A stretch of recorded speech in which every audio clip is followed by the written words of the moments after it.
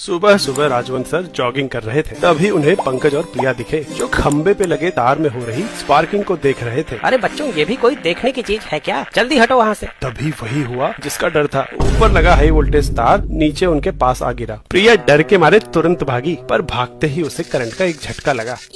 हाय रे, मैं तो पूरी हिल गई। ये तार से दूर खड़ी थी, फिर भी इसे करंट लग गया। मैं पास खड़ा हूँ, फिर मुझे झटका क्यों नहीं लग रहा? वाह बेटा, मुश्किल घड़ी में भी क्यूरियोसिटी। वहीं खड़े रहो, भागना नहीं। सर, बिना भागे यहाँ से कैसे निकलूं? करंट हवा से तो आया नहीं, तो जरूर जमीन से ट्रैवल कर रहा है। तो मुझे क्यों नहीं लग रहा? उसी वजह से जिस वजह से इस तार पे बैठी चिड़िया को करंट नहीं लगता।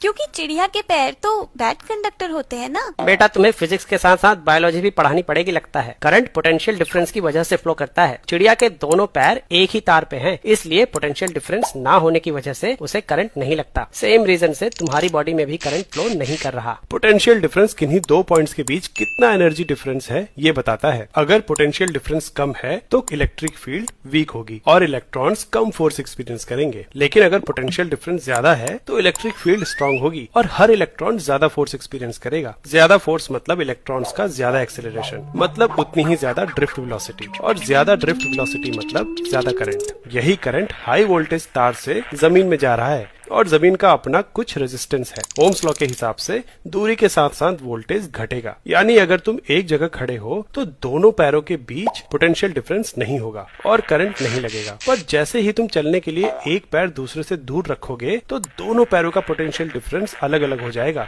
और बॉडी से करंट फ्लो करने लगेगा। मतलब पैर ज्यादा दूर नहीं रखने हैं। हाँ, दोनों पैर पास रखो और कंगारू की तरह फुदक फुदक के वहाँ से निकलो।